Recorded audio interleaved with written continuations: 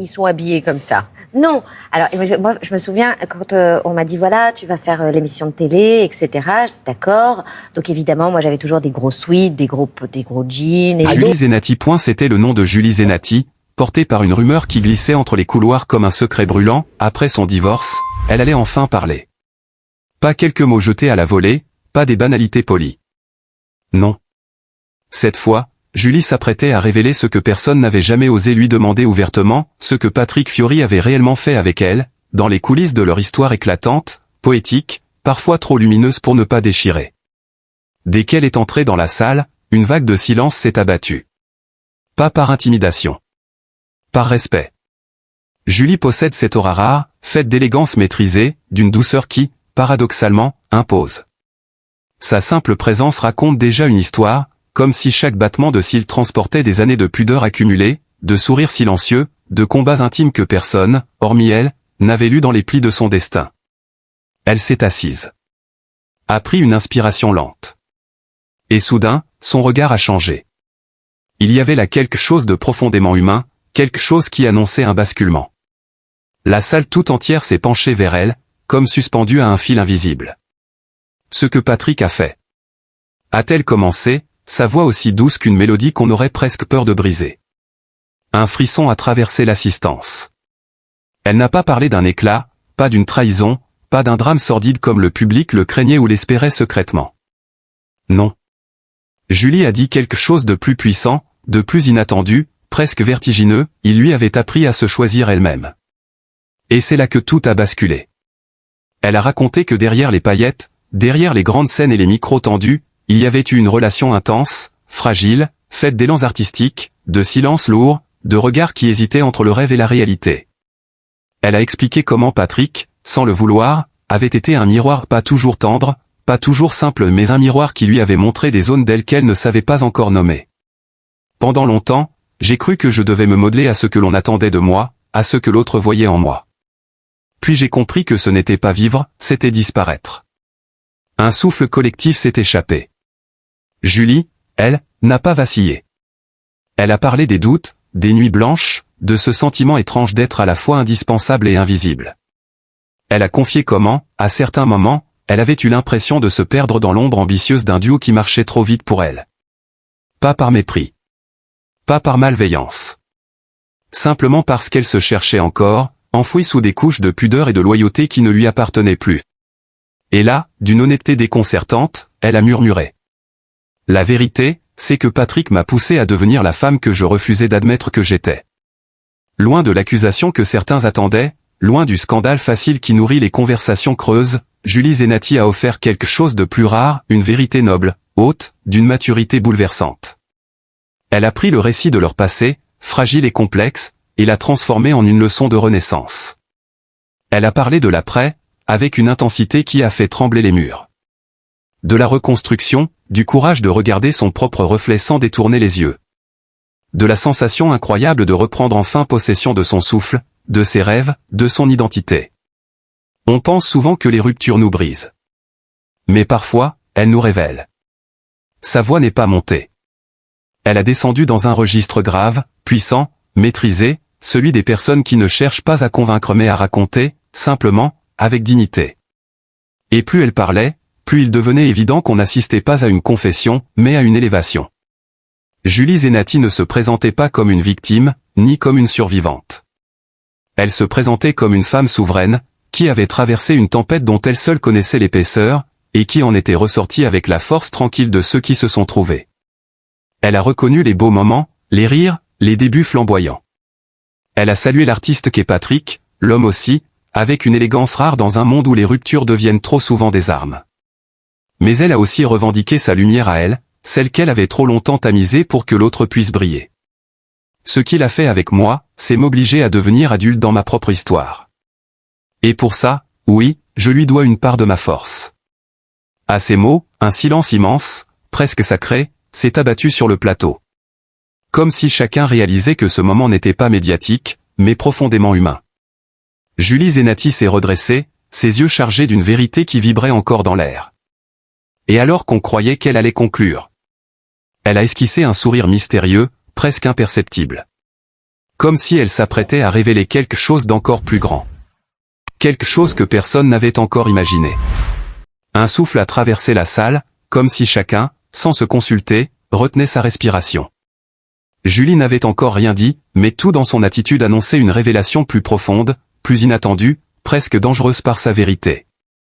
Elle a lentement croisé les mains devant elle, un geste élégant, presque cérémonial, puis son regard s'est déplacé vers un point invisible, au-delà des caméras, au-delà des murs, peut-être vers une version d'elle-même qu'elle n'avait encore jamais montrée.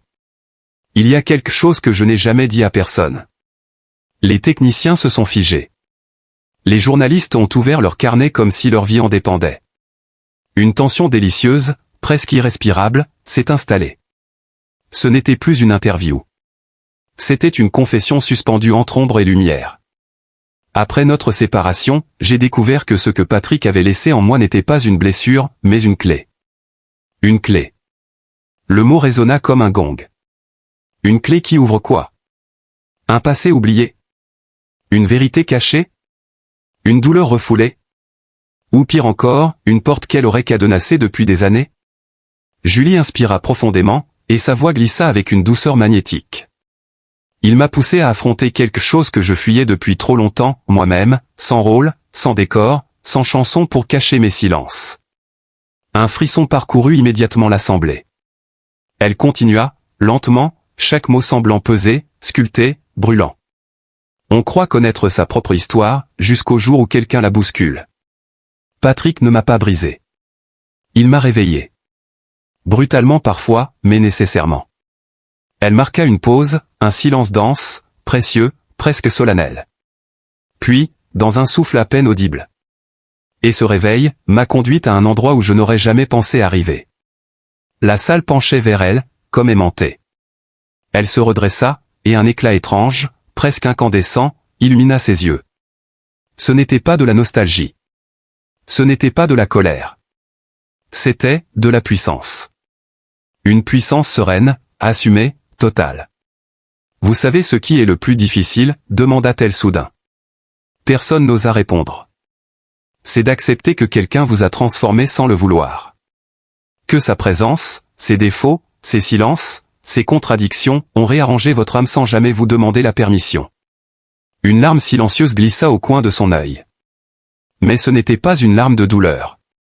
C'était une larme de vérité. De lucidité.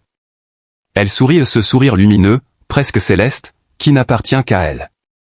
Quand je suis parti, j'ai cru que je me libérais de lui. Mais en réalité, je me libérais de la femme que j'étais avec lui. Et c'est là que tout a commencé. Un trémor émotionnel traversa le plateau. Les caméras, hypnotisées, ne clignotaient plus. Les spectateurs, quelque part derrière leurs écrans, ne clignotaient plus non plus. Julie Zenati avait cette rare capacité d'emmener tout le monde dans son souffle, sans jamais hausser la voix, sans jamais forcer le drame. Elle n'avait pas besoin de scandale. Elle n'avait pas besoin d'accuser. Elle disait la vérité, sa vérité, et c'était suffisant pour créer un séisme. Puis, contre toute attente, elle posa une main sur sa poitrine comme pour retenir un secret qui menaçait de s'échapper. Il y a un moment, un seul, où j'ai compris que ma vie allait basculer. Le public s'est crispé. Les journalistes ont relevé la tête d'un coup. Même les lumières semblaient s'être figées. Un soir, Patrick m'a dit quelque chose que j'ai mis des années à comprendre. Et ce soir-là, j'ai su que rien ne serait plus jamais comme avant. Son regard devint plus sombre, plus profond, presque troublant. Il m'a dit, « Julie, tu ne sais pas encore qui tu es, mais quand tu le sauras, ce ne sera plus avec moi. » Un choc sourd, brutal, retentit dans le silence. Certaines personnes eurent un sursaut physique, comme si ces mots les avaient frappés en plein cœur. Julie ferma un instant les yeux, laissant la phrase peser dans l'air comme un verdict ancien. Sur le moment, j'ai cru que c'était une façon tendre de me quitter. Aujourd'hui, je sais que c'était une prophétie. Elle rouvrit les yeux. Plus brillant. Plus vif. Plus vivant que jamais. Parce qu'il avait raison. Et ce que j'ai découvert ensuite, ce que j'ai dû affronter, ce que personne ne sait encore. La voix se brisa légèrement, juste assez pour déclencher un vertige collectif. C'est quelque chose que je ne peux plus garder pour moi. Le plateau entier s'inclina vers elle. Une seconde devint une éternité. Julie Zenati inspira encore une fois. Et, sur le point de dévoiler l'impensable, le bouleversant, l'inimaginable. Elle ouvrit la bouche pour parler. Et c'est précisément à cet instant que l'air sembla se déchirer autour d'elle. Comme si ce qu'elle s'apprêtait à confier n'appartenait plus au simple registre de l'intime. Mais à quelque chose de plus vaste, de plus dangereux, de plus déterminant. Quelque chose qui allait tout changer.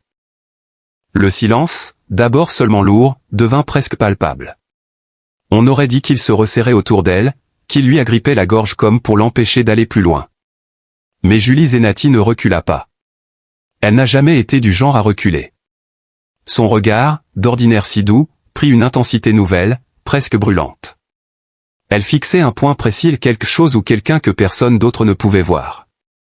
Comme si une partie de son passé venait de refaire surface à cet instant précis, irrésistible, incontournable. « Ce que je vais dire ?»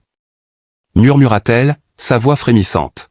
« Je ne l'ai jamais admis, ni à lui, ni à moi, ni à personne. » Une vague d'émotion traversa la pièce. Les caméras se rapprochèrent, affamées, les objectifs tremblant légèrement comme si, eux aussi, ressentaient le poids de ce moment. Julie inspira, mais c'était une respiration différente, celle de quelqu'un qui sait qu'il n'y aura plus de retour en arrière. Après notre rupture, j'ai découvert quelque chose que Patrick ignorait lui-même avoir déclenché en moi.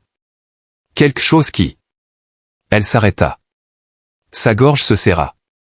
Ses doigts tremblèrent imperceptiblement. Qui a changé ma façon d'aimer? Ma façon de créer? Ma façon d'exister? Un murmure parcourut l'équipe technique. Certains se penchèrent l'un vers l'autre. D'autres, au contraire, n'osaient plus cligner des yeux. Julie reprit, plus grave, plus profonde. Pendant des années, j'ai cru que la douleur que j'avais ressentie venait de la séparation. Mais non. La vraie douleur, c'était de comprendre que je n'avais jamais été avec lui comme j'étais réellement. Que ce n'était pas lui qui me cachait, c'était moi. Une onde de choc invisible secoua l'atmosphère. Elle posa sa main sur la table, comme pour s'ancrer. Patrick m'a poussé dans mes retranchements. Pas par dureté, par lucidité. Il voyait quelque chose en moi que je refusais de voir. Et la vérité? Elle hésita. Les caméras se figèrent. Le monde semblait tendre l'oreille. C'est qu'il m'a obligé à affronter une part de moi que je ne voulais pas réveiller. Un frisson parcourut la salle. Et là, d'une voix presque chuchotée. Une nuit, après notre séparation, j'ai relu une lettre que j'avais écrite pour lui, mais que je n'avais jamais envoyée. Le mot lettre tomba comme une pierre dans un lac immobile, il fit éclater 1000 ondes invisibles. Dans cette lettre, continua-t-elle, j'avais écrit la seule vérité que je n'avais jamais osé lui dire en face. Elle approcha son visage des micros. Son souffle fit vibrer l'air. J'avais écrit que j'étais en train d'écrire la meilleure chanson de ma vie, mais que je ne la publierais jamais tant que je serais encore enchaîné au regard de quelqu'un d'autre. Un silence pétrifié. Plus puissant encore. Cette chanson. Elle releva les yeux, brillants, presque fiévreux. Je l'ai écrite pour lui. Mais ce qu'elle disait, ce qu'elle révélait, je n'étais pas prête à l'assumer. Un journaliste, incapable de retenir sa stupeur, laissa échapper un souffle audible. Julie l'entendit, leva légèrement la tête, et ajouta. Ce n'était pas une chanson d'amour. Ce n'était pas une chanson de rupture. C'était une mise à nu. Une vérité brutale. Elle se pencha en avant, sa voix plus ténue, plus vibrante, comme si elle livrait un secret interdit. Et cette vérité, c'est ce que Patrick a fait sans le savoir, il m'a donné le courage d'affronter ce que je portais depuis toujours. Pas à cause de lui. Pas contre lui. Mais grâce à lui. Un tremblement traversa la pièce. On aurait pu entendre tomber une plume. Elle serra les mains, cette fois avec détermination, presque avec une forme d'autorité souveraine. Et aujourd'hui, si je parle, c'est parce que cette chanson existe. Parce qu'elle contient quelque chose que personne n'a jamais entendu de moi. Quelque chose que même lui, ne saurait comment recevoir. Elle releva la tête. Un geste lent, calculé, magnifique. Ses yeux brillaient d'un feu nouveau. Je ne sais pas si je dois la révéler. Je ne sais pas si le monde est prêt. Je ne sais même pas si moi, je le suis vraiment. Mais ce que je sais. Elle se figea. Une dernière phrase, suspendue à ses lèvres comme un éclair prêt à frapper. C'est que ce qu'il m'a fait découvrir cette nuit-là dépasse tout ce que vous imaginez. Une stupeur absolue envahit la salle. Et alors que tout le monde croyait qu'elle allait continuer, qu'elle allait enfin déchirer le voile, enfin dire l'inavouable, Julie Zenati inspira doucement. Puis se tut. Elle regarda l'assemblée avec une intensité presque céleste.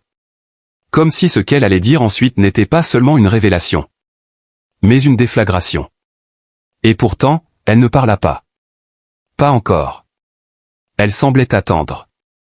Attendre que quelqu'un pose la question que personne n'osait formuler. Attendre que l'air se solidifie. Attendre que le monde entier retienne son souffle une dernière fois. Parce qu'elle le savait. Ce qu'elle s'apprêtait à confier. Un silence presque religieux enveloppa le plateau.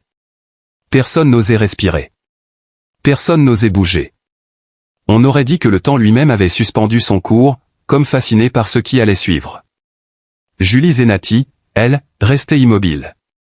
Ses yeux, brillants d'une intensité rare, balayaient l'assemblée avec une lenteur presque dramatique. On sentait qu'elle pesait chaque souffle, chaque seconde, chaque battement de cœur. Puis, d'une voix douce et tranchante comme une lame fine, elle murmura. « Vous voulez savoir, n'est-ce pas ?» La salle aurait pu exploser en un fracas de réponses. Mais personne n'osa ouvrir la bouche.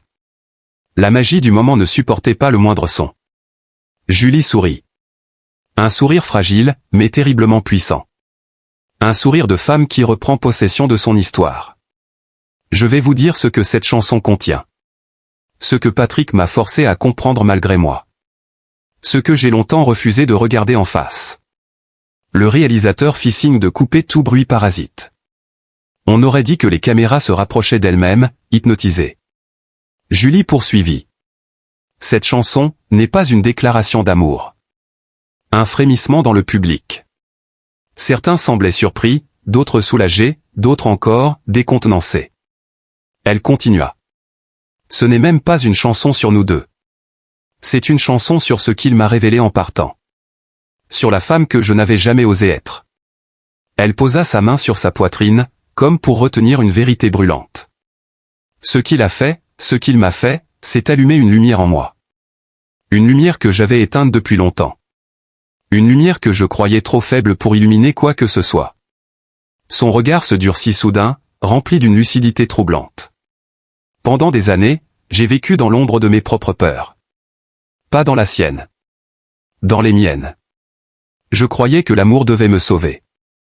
Je me trompais. L'amour devait me révéler. Un souffle parcourut la pièce. Julie, elle, ne tremblait plus du tout. Elle semblait plus stable, plus majestueuse que jamais. Et cette chanson. Elle marqua une pause, dramatique, magnifique. Dit exactement ce que j'étais incapable d'admettre, je ne me suis jamais aimé autant que lui m'aimait. L'effet fut immédiat. Une onde de choc émotionnel.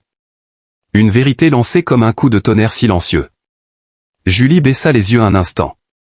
Quand elle les releva, une larme glissait le long de sa joue. Je ne pouvais pas lui donner ce qu'il espérait, parce que je ne me possédais pas encore. Les journalistes étaient littéralement suspendus à ses lèvres. Certains filmaient avec leur téléphone malgré l'interdiction. D'autres, bouleversés, avaient les yeux embués. Mais Julie n'avait pas fini. Elle inspira profondément. Il y a une ligne, dans cette chanson, une seule, que j'ai écrite en pleine nuit, quelques jours après notre séparation. Une ligne que j'ai relue des centaines de fois sans jamais oser la chanter. Elle ferma les yeux. Quand elle parla de nouveau, sa voix tremblait d'émotion brute. J'y ai écrit. Ce n'est pas toi qui m'as quitté, c'est moi qui n'étais pas encore né. Une déflagration silencieuse explosa dans les cœurs. Ce n'était plus une interview. Ce n'était plus un plateau télé. C'était un moment d'histoire. Un de ces instants où la vérité d'une femme, d'une artiste, d'une âme, devient un monument. Julie Zenati, dans toute sa noblesse, dans toute sa fragilité magnifique, continuait. Patrick n'a jamais su qu'il avait mis au monde une partie de moi. Une partie que je cachais. Une partie que je refusais de regarder. Mais cette nuit-là, quand j'ai écrit cette phrase, j'ai compris que tout ce que j'avais vécu avec lui n'était pas une fin. C'était un commencement. Elle leva les yeux. Son regard devint incandescent. Et ce que je vais révéler maintenant? Elle s'interrompit.